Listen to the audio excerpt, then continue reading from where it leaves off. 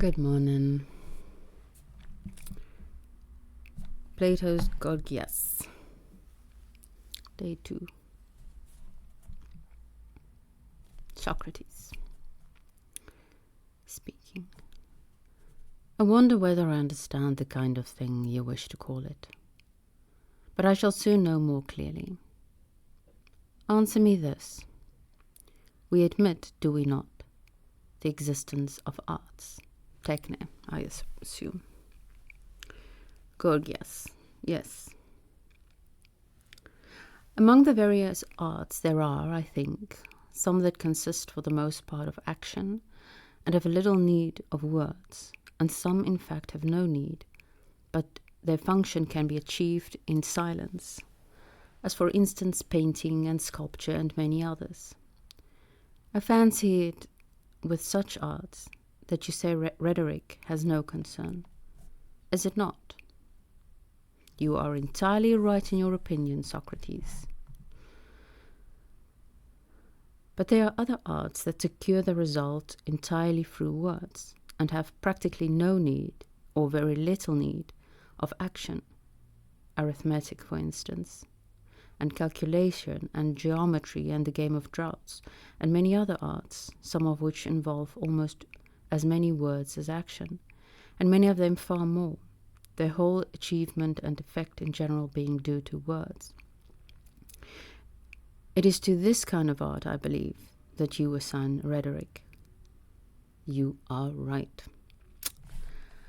But I do not imagine that you intend to call any of these aforementioned arts rhetoric, though your actual expression was that the art which secures its effect through words is rhetoric. And anyone who wished to make trouble in our debate might object.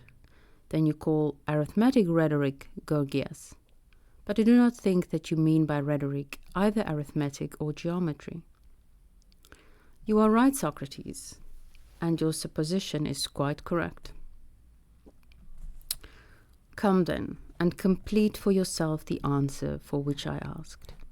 Since rhetoric is one of those arts that for the most part employ words, and since Gorgias himself, when he said, what is rhetoric, he said, words, just that.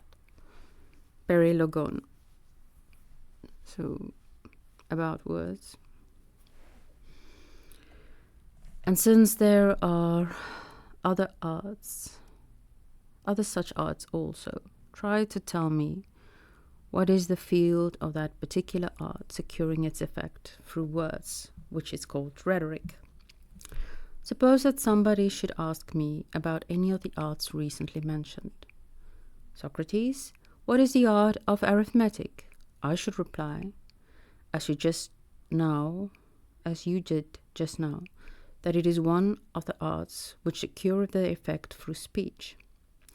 And if he should further inquire in that field, I should reply of the odd and the even, however great their respective numbers might be. And if he should next inquire, what art do you call calculation? I should say that this art, too, is one of those that secure their entire effect through words. And if he should further demand in what field, I should reply, like the mover of an amendment in the assembly, that in details herein before mentioned, the art of our calculation resembles arithmetic, for its field is the same, the even and the odd, but that calculation differs in this respect, that it investigates how the odd and even are related both to themselves and to each other in regard to number. Those were simpler days, it seems. And if anyone should ask about astronomy, and when I say that this science too secures its effect entirely through words, well, observation could also be helpful. Should demand, what is the field of discourses relating to astronomy, Socrates? I should reply, the movement of the stars, the sun and the moon, and their relative speed. Your statement, Socrates, is quite correct. And now let us have your reply, Gorgias. Rhetoric is one of the arts that achieve and fulfill their function entirely through words, is it not? That is so. Tell me then, in what field? What is the subject matter of the words employed by rhetoric? The greatest and noblest of human affairs, Socrates. That's lovely. I do like the sentence there. The greatest and noblest of human affairs, Socrates. But Gorgias, what are you now saying is disputable and not yet clear?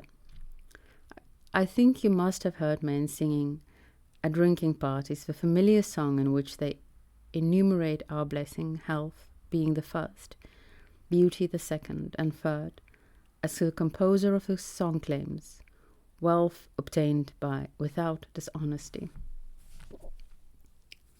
Wealth obtained without dishonesty. I accidentally said by.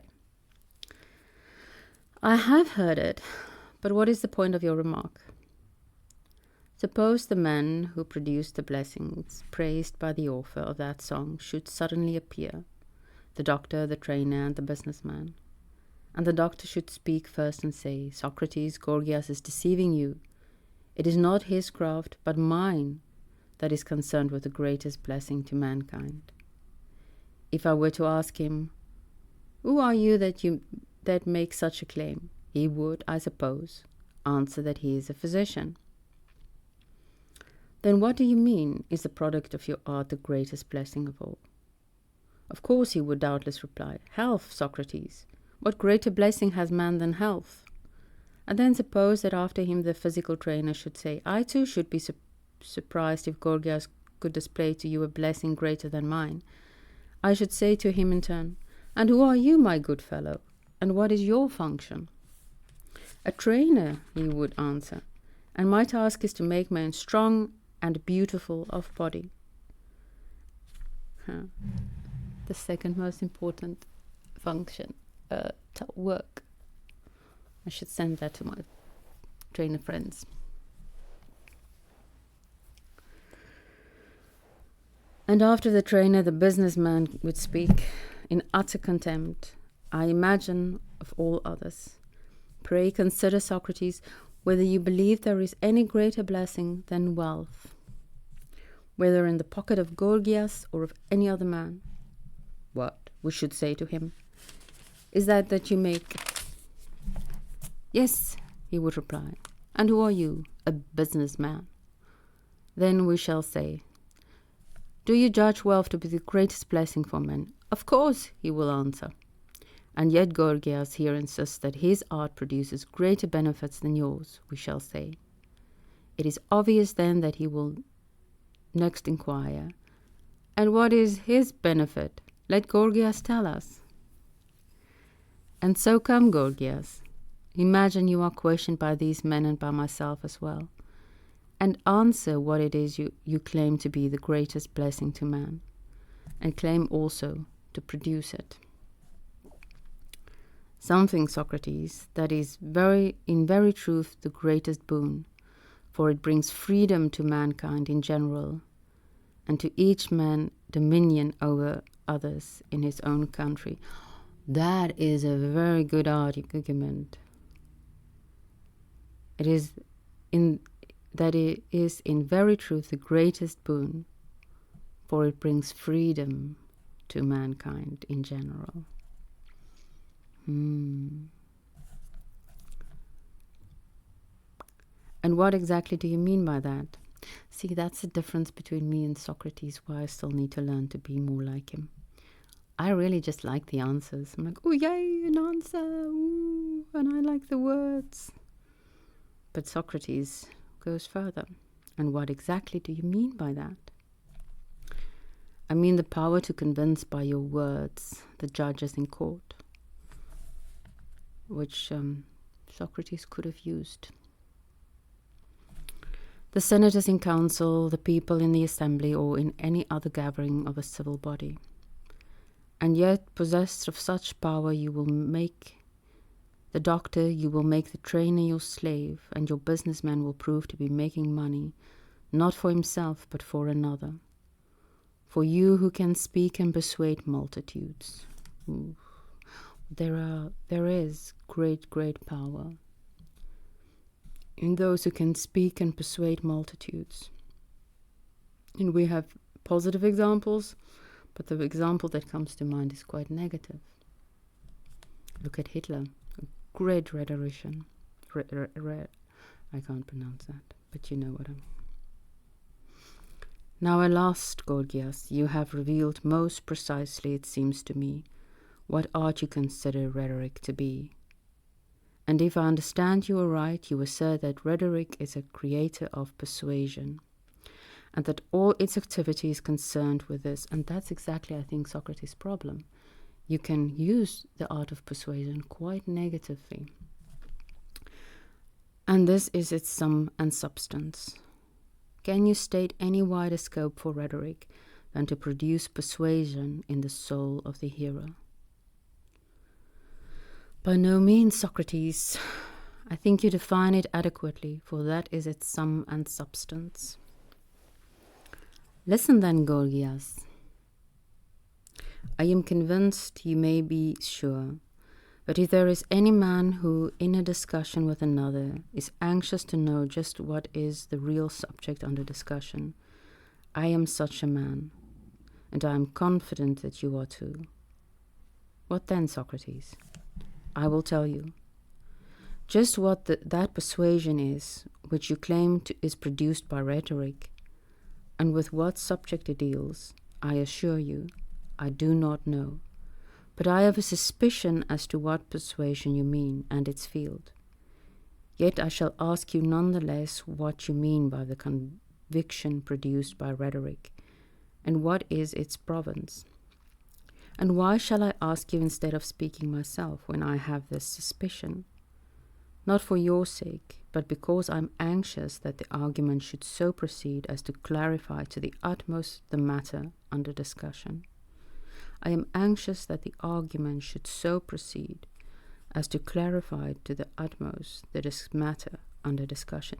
He's actually sneaking, Plato is sneaking in here the opposite type of discourse from persuasion. You can persuade people to your side, to your opinion, or you can discourse in such a manner that the argument should so proceed as to clarify to the utmost the matter under discussion. Not to convince, but to clarify, to know. And it's a whole attitude difference.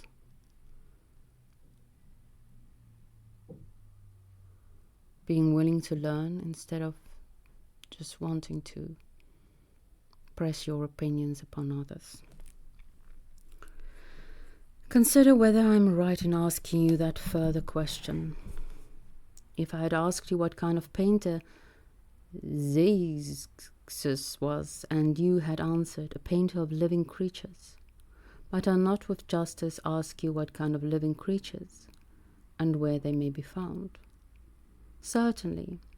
And the reason is that there are other painters with many other living subjects. Yes. Whereas, if Zeuxis has been the only painter, yours would have been a good answer. Certainly. Then come tell me about rhetoric. Do you think that rhetoric alone produces persuasion? Or do other arts as well? What I mean is this. When a man teaches a subject, does he persuade where he teaches or not? One cannot deny that, Socrates. Certainly he persuades.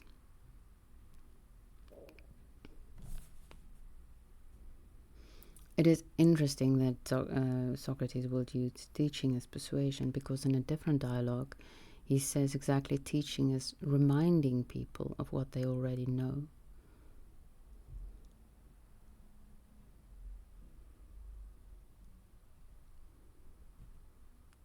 So I think I'm going to stop there for today.